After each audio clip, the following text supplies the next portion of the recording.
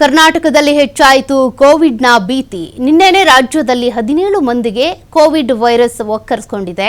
Corona ಸಕ್ರಿಯ ಪ್ರಕರಣಗಳು 253ಕ್ಕೆ ಏರಿಕೆ ಆಗಿವೆ. ನೋಡಿ, ಶುರುವಿನಲ್ಲಿ ಅಂದ್ರೆ ಈ ಬಾರಿ ಹಾಂಗ್ಕಾಂಗ್, ಚೀನಾ, ಥೈಲ್ಯಾಂಡ್ ಸೇರಿದಂತೆ ಬೇರೆ ಸಿಂಗಾಪುರ್ ಇಲ್ಲೆಲ್ಲ ಕೂಡ ಹೆಚ್ಚು ಕೇಸಸ್ ಇದ್ವು. ನಮ್ಮ ದೇಶದಲ್ಲಿ 257 ಕೇಸ್ ಇದ್ವು.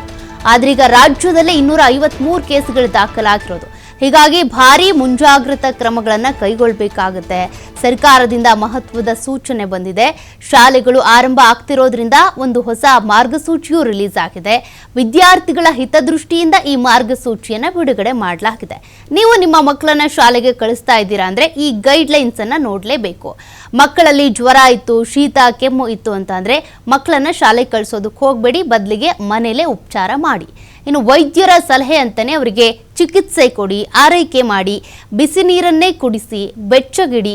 ಗುಣಮುಖ ಆಗೋವರೆಗೂ ಕೂಡ ಶಾಲೆಗೆ ಕಳಿಸಲೇಬೇಕು ಅಂತ ಇಲ್ಲ, ಕಳಿಸ್ತೇನೆ ಮನೆಯಲ್ಲೇ ಉಳಿಸ್ಕೊಳ್ಬಹುದು.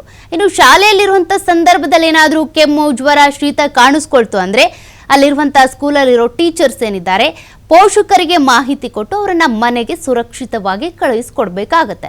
ಇನ್ನು ಶಾಲಾ ಶಿಕ್ಷಕರು ಹಾಗೂ ಬೋಧಕ ಸಿಬ್ಬಂದಿಯಲ್ಲೂ ಕೂಡ ಇಂಥ ಲಕ್ಷಣಗಳೇನಾದರೂ ಕಾಣಿಸ್ಕೊಂಡ್ರೆ ಅವರು ಕೂಡ ಇದೇ ಮಾರ್ಗಸೂಚಿಯನ್ನ ಪಾಲಿಸಬೇಕು.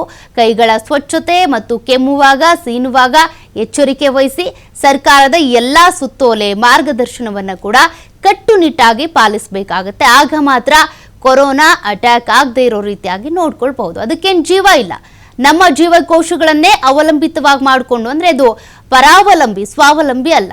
ಹಾಗಾಗಿ ಅದು ಬದುಕಬೇಕು ಅಂದ್ರೆ ನಾವೇ ಅದಕ್ಕೆ ಒಂದಷ್ಟು ಸಹಾಯ ಮಾಡುವಂತ ಆಗ್ಬಿಡುತ್ತೆ. ಹಾಗಾಗಿ ಆ ರೀತಿ ಪೂರಕ ವಾತಾವರಣ ಇಲ್ಲದೆ ಇರೋ ರೀತಿಯಾಗಿ ಆದಷ್ಟು ಬಿಸಿ ನೀರನ್ನ ಬಳಸಿ, ಸ್ಯಾನಿಟೈಸ್ ಮಾಡ್ಕೊಳ್ಳಿ, ಮತ್ತೆ ಅಂತರವನ್ನ ಕಾಪಾಡ್ಕೊಳ್ಳಿ, ಮಾಸ್ಕ್ ಹಾಕೊಳ್ಳಿ. ಆ ಒಂದು ವೈರಾಣು ನಮ್ಮ ಜೀವಕ್ಕೆ ಬಂದು ಸೇರ್ಕೊಂಡು ಅದು ಜೀವಂತವಾಗಿ ಇರೋ ರೀತಿಯಾಗಿ ನೋಡ್ಕೊಳ್ಬಾರ್ದು ನಾವು. ಹಾಗಾಗಿ ಆದಷ್ಟು ಅದು ಬರದೇ ಇರೋ ರೀತಿಯಾಗಿ ನೋಡ್ಕೊಳ್ಬೇಕು ಅಂದರೆ ಎಲ್ಲ ಗೈಡ್ಲೈನ್ಸು ಕೂಡ ಫಾಲೋ ಮಾಡಲೇಬೇಕು.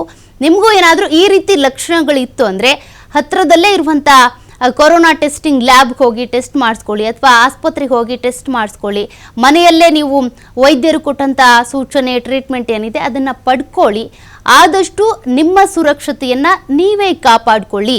ಎಲ್ಲರೂ ಕೂಡ ಜಾಗೃತರಾದರೆ ಲಾಕ್ಡೌನ್ ಆಗುವಂಥ ಮಟ್ಟಕ್ಕೆ ಹೋಗೋದಿಲ್ಲ.